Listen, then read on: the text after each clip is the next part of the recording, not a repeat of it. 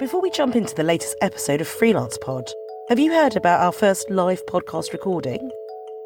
That's right. Freelance Pod is going live in front of an audience. We'll be at the London Podcast Festival in September. You can join us at King's Place to watch me make an episode of Freelance Pod with a very special guest. He's a Syrian refugee, a journalist and a stand-up comedian. Alderton will join me on stage for the event. Here's a clip from episode 30, Being a Refugee is a Dream Come True, where Abdul explains the absurdities of the Life in the UK test, which all prospective British citizens have to take. One of the sections in these tests is about British values, and there was one of the things about British values, the ability to laugh at yourself. And I didn't know, it's like, okay, the ability to laugh at myself, does that make me British? And there was another one, there was a question, actually a mock test, asking you which one of these are British values, and it's going to the pub, eating fish and chips, laughing at yourself, or having a university degree. I said, well, obviously not having a university degree, but the rest of them, the three of them could be, any of them could be British values, like have eaten fish and chips while you're at the pub and laughing at yourself. That's it, I've cracked it. Please give me the British citizenship now. If you'd like to hear more from Alderton, come along and see him interviewed on stage by me at the London Podcast Festival live recording of Freelance Pod. It's happening on Saturday the 7th of September at 2 p.m. The venue is King's Place, King's Cross, and you can buy tickets for under a tenner at www.kingsplace.co.uk/whats-on/words/freelance-pod. You can also find out more about the London Podcast Festival on Twitter at London Podfest, or one word. Let me know if you're coming along to my live recording. I'd love to see you there. On to this week's episode. But there was a lot of fun to be had. This was in the era before the internet. I was charged every Saturday with coming up with a really big sort of 4-page story that was a sort of precursor to fly on the wall stuff. So we would get all sorts of things. I remember sending Lydia Slater off to be, they were really stunts is what they were. So there was the whole YBAs, Young British Artists, and they were a huge thing in the mid-90s, and the sort of a lot of our audience at the Mail couldn't quite understand what it all meant, you know, all those dots and things and pickled sharks. So I got one of our reporters to become a sort of YBA, and I had an awful lot of money to do this. I had about a £10,000 budget every Saturday to spend on one story. It was just ridiculous. So Lydia went off and she became an artist, and she can speak Russian. So we got all dressed up and we booked this hall, and we invited people, and she was busy hammering raw chicken into the walls and stuff. And it was an actual exhibition. So we put on this sort of spoof exhibition, and people came to it and they thought she was, and she had no artistic bone in her body, really, but she, sploshed a bit of paint around. Hello and welcome to Freelance Pod. My name's Suchandrika Chakrabarti and I'll be your host. Freelance Pod tells stories about creativity and the digital revolution. I've been a journalist for 13 years now and a podcaster for nearly 2, so I've seen a lot of the changes that digital has brought to the media. I've also trained a lot of people on how to deal with all those changes. I'm now freelance and juggle a number of jobs myself, writing for different audiences, making audio, teaching, speaking, presenting. It's a classic portfolio digital career. On each episode of this podcast, I ask a person who works in a creative field to tell me about how the internet's transformed or invented their job. From Twitter's director of curation to Ed Miliband's podcast producer, along with a few appearances from some guy called Charlie Brooker, we've been hearing brilliant stories about how the internet has revolutionised work and, well, our lives. If you enjoy the podcast, please do rate, review and subscribe over on Apple Podcasts, and why not tell a friend too? This helps our community grow, and that enables me to keep making Freelance Pod. You can also sign up for the Freelance Pod newsletter, which comes out every time there's a new episode, which is about every week. You can find the newsletter at suchandrika.substack.com. Suchandrika is spelt Suchandrika, so that's suchandrika.substack.com. The podcast is also on social, of course, and I do love hearing from you, so feel free to get in touch. You can find it on Twitter at freelance_pod_.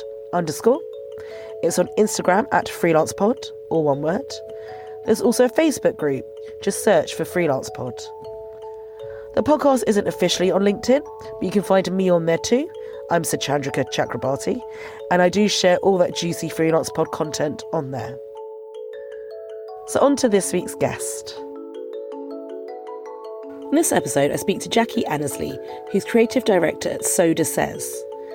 Soda stands for School of the Digital Age, and it's a startup that curates the best of useful, wearable and adorable technology for its readers.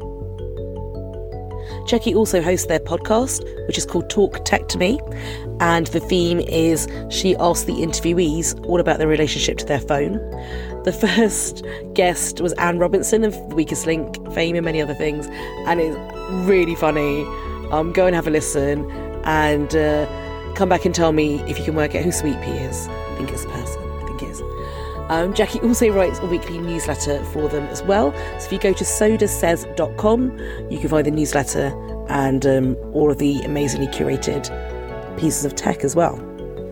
But before Jackie moved into the tech world, she worked in newspapers for decades, starting in the 80s. She began her career in Bahrain, moved to Australia, and then eventually made her way to London. She was one of the first editors on the Daily Mail's female section. She then moved over to the Evening Standard and was there for almost a decade. And then her last job in journalism was editing the Sunday Times Star magazine. Kind of an amazing job, right? While she was in that job, two of her columnists got together and she commissioned a podcast from them. It was called the PanDolly podcast, and the columnists were Pandora, Sykes and Dolly Alderton. Is this sounding familiar? After they left the Sunday Times, they went on to make The High Low, which is one of the most popular podcasts out there. Jackie's amazing stories of how journalism worked in an analogue age and how it's changed during her career into something very digital. And beyond that, she's even left journalism to go into tech. So she has loads of brilliant stories, great advice, and it was a delight to speak to her. So let's see what she has to say. So my name's Jackie Annesley. I am the creative director of Soda Says, which is an online tech retailer. And every week I do a very short Sunday morning newsletter that goes out. You can sign up on the website. And we've just started a podcast series, which we began recently with Anne Robinson, but we've got lots more people coming up, like the photographer Rankin and Pandora Sykes, who's just had a big book deal, and Sophia Money Coots. So a mixture of old and young and various people who we love. It's called Talk Tech to Me, yes, and it really is about the relationship between you and that little computer you have in your pocket. I first got into journalism back in 1986. Oh, actually, it was before then. It was 1984. So I was born and grew up in the Middle East, and I went to boarding school, and I went back home to Bahrain, and I got a job on the local newspaper there called the Gulf Daily News, which was this really funny newspaper, daily, that was run by old ex-Fleet Street soaks, really, who were out in Bahrain for the tax-free money and, endless alcohol, I think. But they taught me a lot, and we did start on, really old-fashioned typewriters. You put in 2 slits of paper with a carbon in between, and then you put one on the spike and the other went down to the subs, and then they wrote all over it. It was really, it's how journalism had been done for decades. And so that was in the mid-80s. I suppose in London at the time, Murdoch was busy getting rid of all that, but it hadn't quite reached Bahrain. Has Bahrain changed as much as somewhere like Dubai? Yeah, 100%. I haven't been back there for about 10 years, but yes, it is now.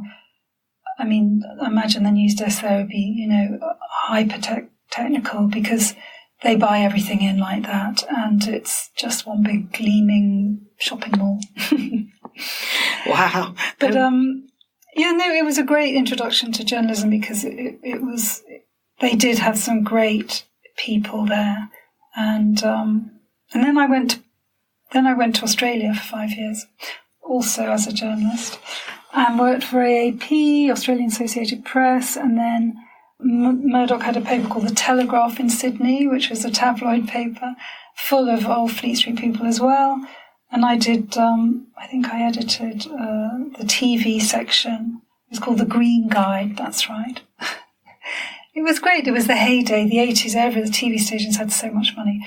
And I'd be flown down to Melbourne for a day or for a lunch, or it was like going to Rome for lunch. And it was, I kind of hit journalism at a good time. It was flush with money. It was great fun. There were always royals coming to do royal tours, and it was good. I mean, it was a great career. It really was. I had such fun. And I stayed there for 5 years and then thought, can I make it back in London? Was that always the feeling? I think it's like that now, that you can go somewhere else, but London's like the proving ground. I think in newspapers it is. I mean, Sydney literally had about the Sydney Morning Herald, the Telegraph, and the Australian, which was a Melbourne-based newspaper. But that was pretty much it. Had lots of magazines. But also, for a big country, it's a very small place. So I thought I'd go back to London, and I got a job on Today through a contact of mine, and was there for a few years down in Wapping, and that was good fun. So that was a new newspaper? So Today, you probably know. So Today was Britain's first colour newspaper. It was launched by a guy called Eddie Shah, and it really, in a way it did move fast and break things. It certainly gave colour to newspapers, and but it actually only lasted another few years. I then went on to the Mail, and I think by the mid-90s it had closed down, because I think by then, that the sort of rot had, or the glory days had peaked, and people were starting to buy fewer newspapers. So it closed while I was on the Mail. I never forget, we were all in conference, and very few times has the news editor tapped on the door and broken up conference, because it's sort of sacrosanct. And so John, the news editor, came in and said, the Today newspaper's folded, and Paul Dacre literally shot out of his seat. And he was a brilliant editor. He said, right, we're going to do a splash tomorrow, and it's going to say, welcome Today readers. And, he had his sights set on I think there were 1.5 million of those readers out there to be had, and that's what his initial immediate reaction was. That would be the natural reaction. Yeah. New readers. And so it was fun on the Mail. It was really fast paced and very long hours. I was on Female as a deputy editor, be in at 9 and leave at about 10 at night. We were speaking before about how difficult it is to leave a newsroom, and it really is. And if you're in any way in a position of being in charge, you have to see the whole thing off.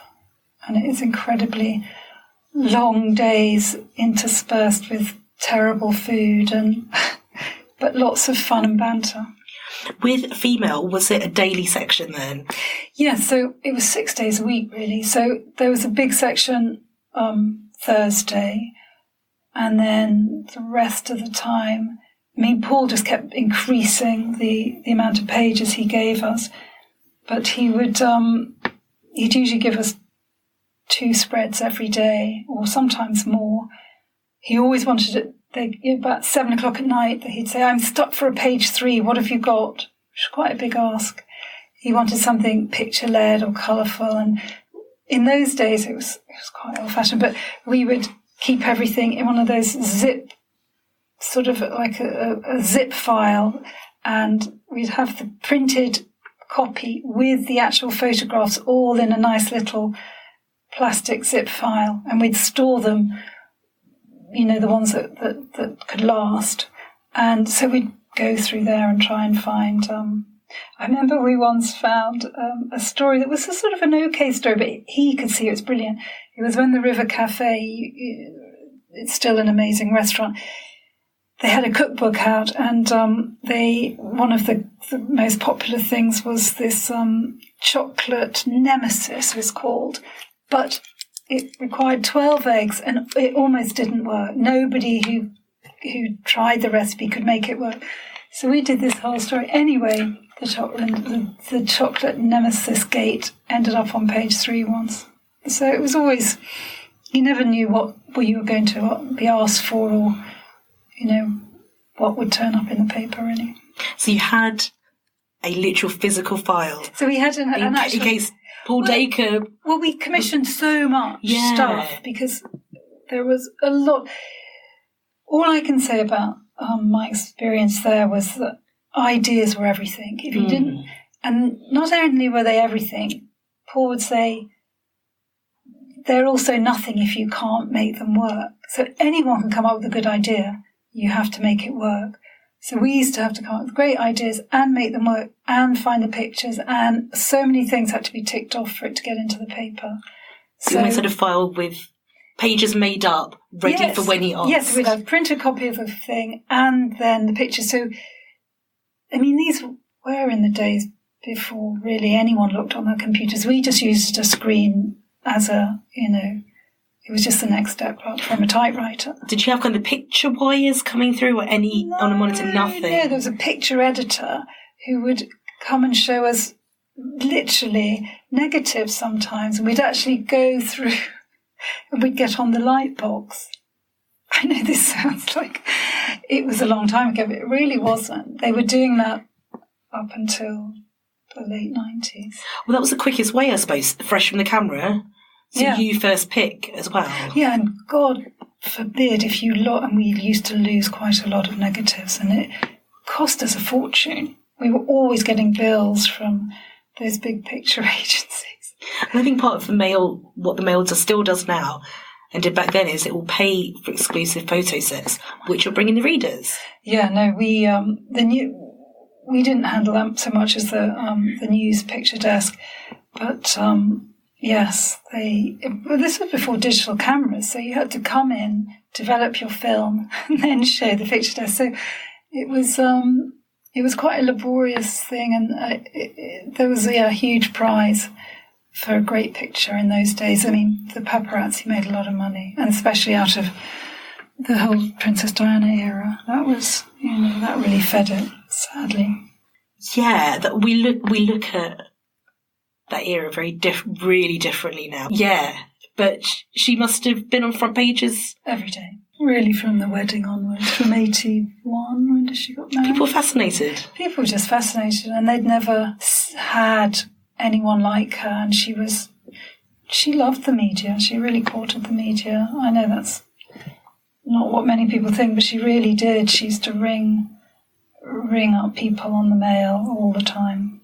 She definitely used it. It was a two-way thing, and all the editors met her, and they all went to Kensington Palace. It was, it was part of the deal, really. And then in the end, they both, Charles and her, were always trying to outdo each other.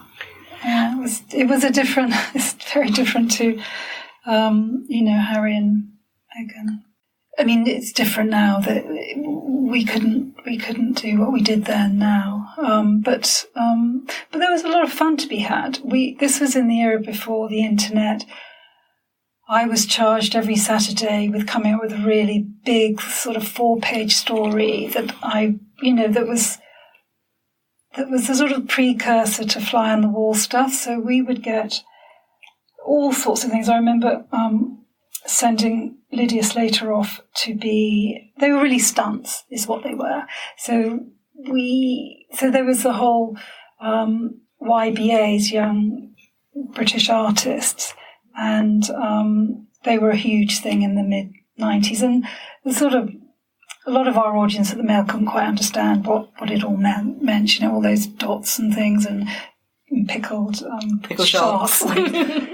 So I got one of our reporters to become a sort of YBA, and I had an awful lot of money to do this. I had about a £10,000 budget every Saturday to spend on one story. It was just ridiculous. So Lydia went off and she became an artist, and she can speak Russian. So we got all dressed up and we booked this hall and we invited people, and she was busy hammering raw chicken into the walls and stuff.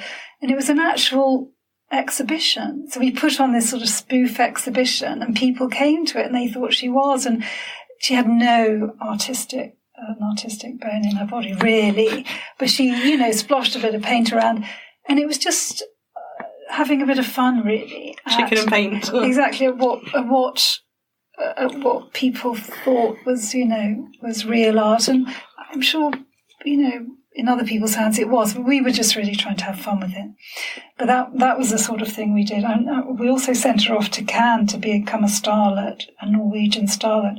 There's this amazing picture of her on the sea with her agent and in a white suit, surrounded by all these people, and she got on radio and everything. No one, you couldn't Google anyone then. It was like, yep, she is a starlet, and people believed it. How much impact on newspapers do you think TV had? Most people had a telly by the mid-70s. But I don't think TV, they were a bit late to the party when it came to having fun. Like, the newspapers were much more fun. I think all those reality shows started afterwards, but we'd been doing them throughout the 90s. I mean, I remember once sending this guy, I had to sack him in the end, we made a restaurant. It was also the era of, the big restaurants, and it was a restaurant that only sold things that had flowers, or edible flowers. And, that we got a listing in Time Out, and we had to get the floor was covered in something that, honestly, the leaseholder went berserk when he found out what we'd done to the site. But all these things were just sort of reinventions that were great fun, that then I think the TV stations picked up on, and all that wife swap and all that stuff became great fodder for telly in the noughties. But they weren't really doing it then. All that, and certainly not all that reality TV hadn't started then. We sort of pricked the pomposity of these things that were happening, and it was, and also we had money to spend. The newspaper business has never been so profitable. In the 90s, they just opened the book on a Monday and all the pages of ads were filled by lunchtime. So, there wasn't, I think I went to one budget meeting in my whole 10 years at the Mail, and that was at the very end. So I'm sorry you guys came in and missed that, but it was great. So you were at the Mail? So I was at the Mail until 2001, and then by that stage I was married, and then I had some children, and I started to go part-time. And it didn't really work out with the Mail being part-time, so I then moved on to what was called the London Evening Standard then. And that was great fun. That was a really lovely time in journalism. I was working 3 days a week, and it was very, it was near my home, and it was good fun, the Standard. There was a great team on there. We used to laugh a lot, and it was a very early start, but quite a sort of, reasonable finish. I wasn't there till 10 at night. Could be home by 6:30. And it was, the London News, it's a great paper, and it's a great capital to find news from. And there was always, in those days, people still paid 50p for it. But then the change really started. You were talking about how technology has impacted on papers, and by mid-noughties, the first of many rounds of redundancies were being made, and then it went free, and newsprint went up, and it's a much different paper to what it used to be. So I went from there to the Sunday Times, and the Sunday Times was changing. They moved out of Wapping, and I was on News Review for about a year, and then I moved to Style for a few years, and that, things were rapidly changing then, and emails and podcasts and all sorts of things were coming about, and the paywall became really important because people were trying to stem the loss of readers, really, because everyone was moving to just the internet and free journalism. It's kind of thing about news being generic, and what can you bring that's then a kind of different? Yeah, that makes people think, this is Style magazine. Yeah. How did you deal with that challenge? Well, it had sort of been relaunched in the early noughties by Tiffany Dark, and she did a great job of making it quite sassy, and there was a lot of humour in it, quite spiky, and it was just different from a normal women's supplement. So I just took that and tried to, keep the standard up, and also I was quite fascinated in the business side of fashion, and what really makes it work, and why designers fold, and how come those Italian designers are there forever. And we did a whole big series on the families behind the big fashion houses, and then we try and sort of pick out the great. I remember doing we did a piece, actually Pandora, Sykes did it for me, on I remember seeing everyone wearing this suede skirt just on the internet, and I said, and sales were sliding at M&S. So we did a page, and the headline was, "Can this skirt save M&S?" which is a typical Daily Mail headline. So it went in on the Sunday, and it was just a right-hand page, and I got her to sort of go through what was great about the skirt. So it's just a big picture of the skirt, and then Alexa Chung had worn it, and and it was the right cut and the right price. Anyway, the next day, the Mail picked it up on the Monday. Then whoever was doing, I can't remember who was doing the Wednesday column, she picked it up, and then it was again in on Friday. And so by which time, I think the editor of the Sunday Times was furious with our news team for not picking it up at all. So it was great to, lead. It's great when other people pick up your stories, as as a journalist. It's just, you think, okay. Because so many things start with you thinking, has anyone noticed this weird thing? Yeah. And you ask other people, then they think it's a thing. Because at the moment there's a spotted dress. I saw that. Do you like the other it? day. No, well, I don't like it. I don't like it. But somebody wore it. But that's a great.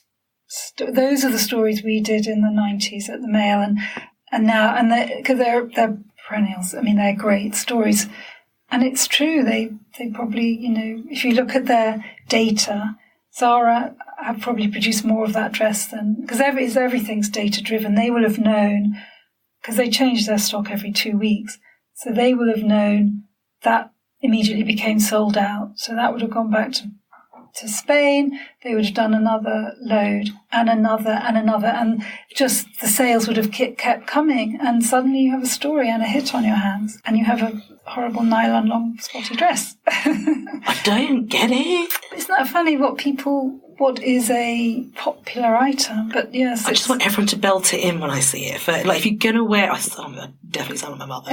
You're going to wear it belted, please. Yeah, no. But it's a story that appeals, isn't it? Yeah. We all have to get dressed in the morning, and that is a great story that reflects, summer 2019. I remember speaking to a friend who has recently launched a platform for influencers, and she said they once did a story on this haircut. I think she was working for Bloomberg or something, and it got such a huge response. It was a bit like, the Rachel. Do you remember the Rachel haircut from Friends? We did so much about that on Female in the 90s. But they could see that's what everyone was clicking on. So she had to do a haircut story at least once every few weeks. It was never as popular as some, but they knew that was something people would click on. So the spotty dress story is something that will come up again, and, next season, all those featured desks will be charged with finding another spotty dress story because it just, gets the clicks. That's 100% how it works. It's like, that did well. Can you do me another one? Do more of the same again. No, yeah. And in the old days, you didn't have that data. You just knew it was a good story and you'd think that was great. But now it's almost like this is how... see it on a screen. You can see it on a screen. You can see it all. Yeah. You've read my mind about going to the days before data. What was a measure of success for a story apart from other parts of the media picking up? I'm amazed I knew anything about anything because all I did for 10 years was read all the newspapers. But I didn't live the life. I mean, we sort of stumbled out at 10 at night and we had quite big expense accounts that we had to keep up to keep up with everything else. So we'd have to go to a good restaurant and spend money on, and then go fall into bed and then get up the next day. So I wasn't out finding stories, but we all looked at each other's stories and we hoped that, there were people in real life actually living in the world outside. Letters, I suppose, as well, particularly with... We did get a lot of letters in green ink, yeah. Yeah. But I really liked dealing with... on Style, I used to always, if people complained... And our readership was quite old, just by everybody. It was usually over 60-year-olds who bought the Sunday Times. But if anyone complained about, that model on page 29 is too thin, I would ring them up personally. And they were so shocked to hear me that I could always ring them round and I'd send them something from the beauty cupboard. And it was really nice to sort of interact with the people who bought our paper. We always looked at the sort of the mum and the teenager. Yeah. That was our audience. And once a year we'd have this big sale and we really saw them face to face, a couple of hundred of them, and it was really great to see what they liked and to meet them. I didn't do really any of that in the 90s. I was stuck behind my desk, running up and down the corridor. You sort of deal with commercial things or audience things more as you progress up the ranks as well, don't you? As you become... Yes. Honestly, in the 90s, nobody dealt with the commercial department. I didn't even know who was in charge. We had no idea. And Paul would throw adverts out if he didn't like them. He had complete and utter contempt for the commercial department. They were not part of the editorial at all. We had nothing to do with them. And it was only when I was at the Standard that advertorials and things crept in. But in the early days, there was absolutely, nothing in common with either of those. We could never mention a brand in a story. That would be really awful. It was so different. It was just clean news or features with no commercial content at all. Yes, I mean there was some great people on the magazine who had a great sense of humour. I think the Barometer was a great example of that. So that was written by Laura Atkinson, who's still there, and it's a great sort of template to what's fun and what's popular and what's trending, and I think people love that still. And we had some great columnists at the time. There was the dating columnists, so Dolly and Cosmo, and that was really popular. Cosmo said in in all his years in journalism, he used to get stopped in the street and people used to run down the road and put their telephone numbers into his hand. And, it was a great few years. They had two separate columns. So he was sort of in his early 60s and Dolly was in her mid-20s or late 20s. And so they, every week, I think it really drove them mad. They had to date, basically. But they were very good at it. Columns don't last really more than a couple of years before they run out of steam. But,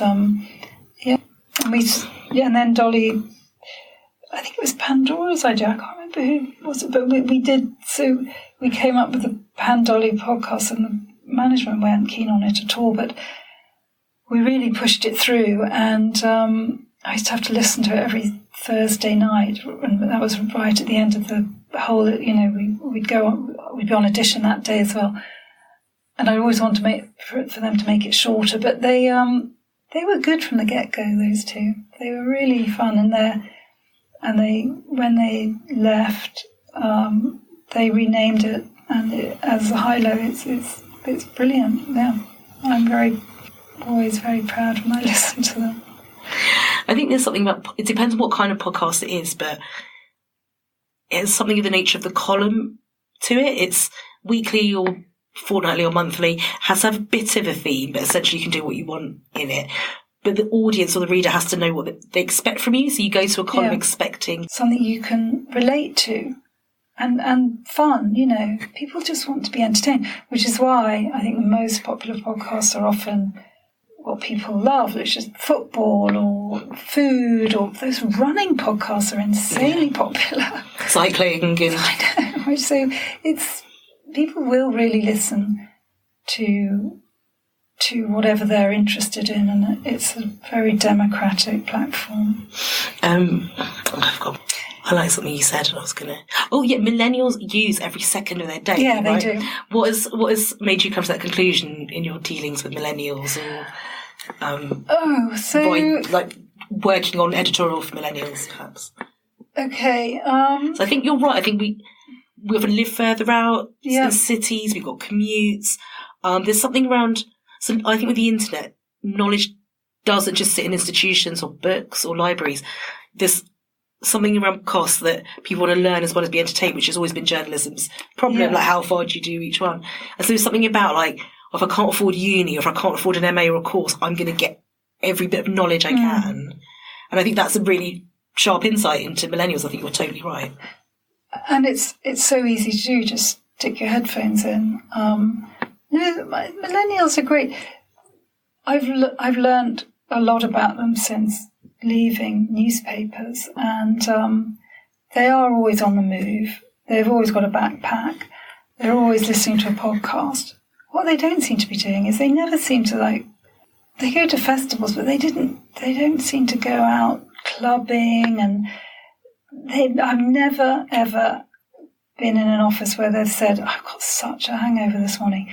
I don't know what they do to have fun, really, but they don't seem to stay out as late and be as crazy as we were, but maybe that's just a sort of, every generation might say that, but they do things differently. That they like working from home, and they like experiential things.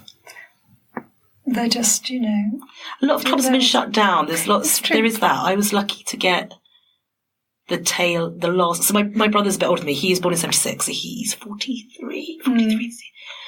And he was like the generation. They had raves. They had like that kind of stuff. And then. But what do you guys do? Nobody. Well, 36. I'm too old. I'm too old to be going out now. I'm old and boring, but. They don't go to pubs, really, though, either. Do they not really? Oh, I'm sure they do. I used to drink so much when I worked in the newsrooms. You need to let off steam in a really specific way, and I think it's maybe doing lots of different jobs, but like when you deal with stories that do have a lot of stories have trauma within them, for instance, and you crack on and get the story done and talk to the person and do it. But actually, you have to kind of let it off as well, and only your colleagues get it. Yeah, that's true. So I really miss the camaraderie of a newsroom. Yeah. Because they have really dark humour.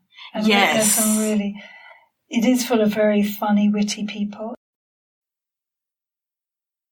Tell me about how you sort of went from style and how you felt moving over to soda.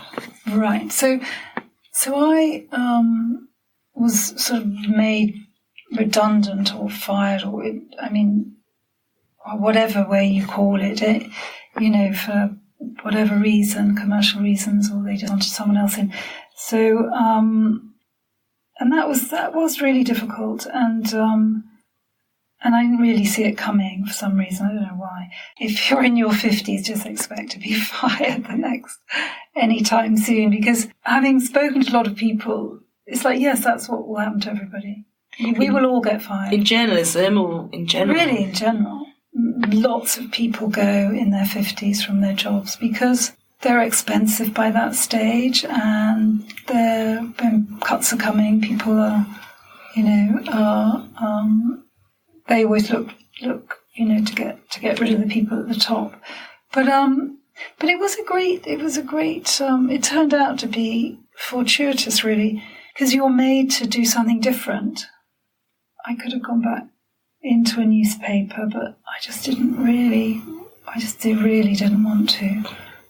And I didn't really regret it. I just think, but you're made to learn other things, and I joined this young tech startup and got to meet lots of people, and I got to learn, and it's always great to learn about new things. And I really had to up my tech skills pronto. What do they make you learn? I didn't know anything. I literally didn't know how to attach a picture to an email. I had no idea what that clip was for, because I literally was orchestrating the magazine, and I didn't have to do any of the actual admin stuff. And anyway, I sort of was I'd missed out all the way along the line. So I could just about work my iPhone. But so I had to just learn all that. I had to learn how to use Google spreadsheets and all the things they took for granted. The spreadsheets are a nightmare. They're a nightmare, yeah, aren't they're they? a nightmare. They really are. I agree. And you'd lose copy, and then they'd slightly get.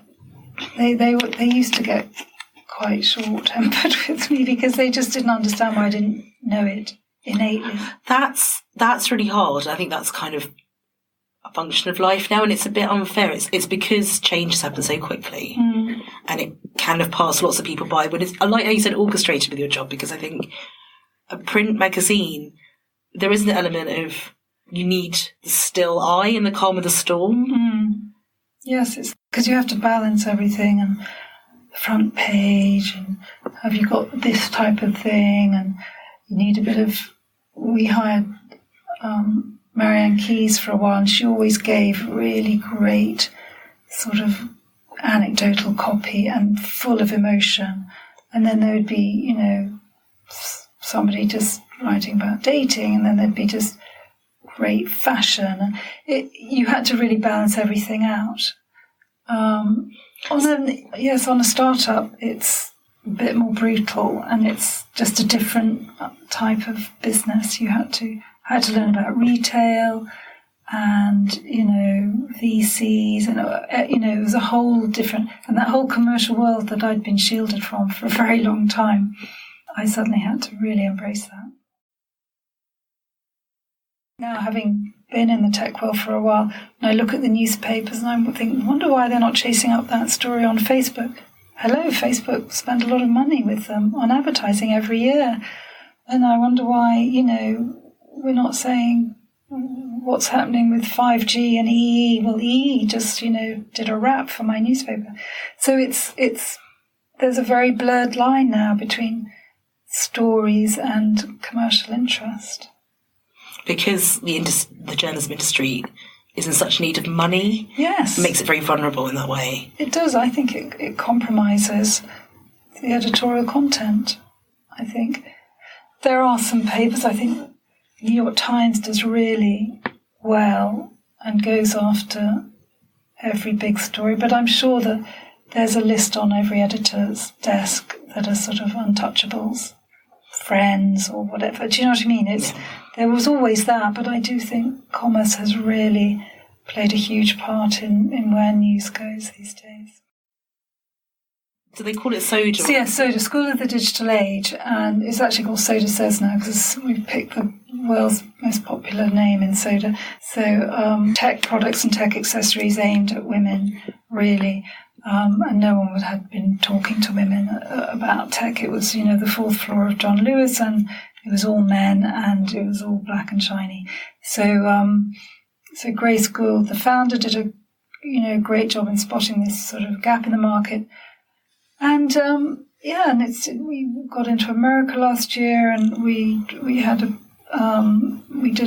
Q4. We had Christmas in Neiman Marcus and Nordstrom, and we were in Selfridges, and now we've sort of just really got our eye on America, and because we don't know what the heck's happening here. So it changed all the time. Every month things were changing. So it's kind of edit of the best sort of tech stuff out there, wellness, kids stuff, home, lighting, and so that was a big change. And I do a newsletter every week, so I did that on MailChimp, and now we've just changed to Klaviyo. So it's like I just nailed MailChimp. Nope, all changed. We're going to Klaviyo. Fine. I've just changed my newsletter. I've gone to Substack now. Okay. Every week, and I have done for 2 years now, I send out this on a Sunday quite early. So I take one story a week in tech, which is, tech usually people's eyes glaze over. So I take it and I sort of do a Guardian's past notes on it. Oh, yeah. So I just make it very fun, and I sometimes have these two personas. So it's a bit like the Q&A, like the Guardian past notes. But then sometimes I have 10 things you didn't know. So it's very palatable. And then I just have a little intro, what the company's doing this week, or I've got a talk at Albright on Monday. Is that the AI one? No, it's about AI. So, yes, it's a co-working space. It's a women-only co-working space. I think I'm talking about, hey, Alexa, how sexist are you? I'd say if someone asked me for 3 tips on content or how to write well, I would say you have to know your audience. So really, so our audience, So Just Says newsletter is, they're never going to read Wired, but they kind of know they have to know something about tech, and it has to be conversational. So I have sort of planned out this very conversational, anecdote-heavy newsletter. Anecdotes, I can't tell you. Lots of people don't even know what an anecdote is. When you say, give me an anecdote, they just give you a narrative, which is not the same at all. I think a story about specific things that have happened are endlessly fascinated, and they can be retold, and everyone remembers little stories. So I'd say know your audience, know what an anecdote is, and fill your copy or your content with great anecdotes.